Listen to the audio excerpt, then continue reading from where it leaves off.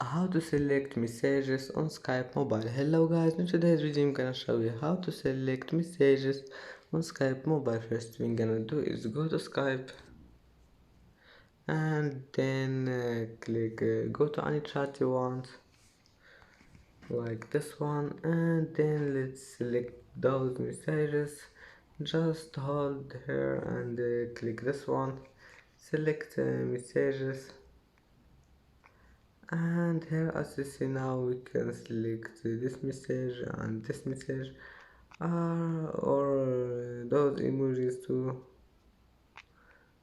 and then just click forward or remove or copy or anything you want. And that's it for today's video. If you like this video, please don't forget like and subscribe, and see you in the next video.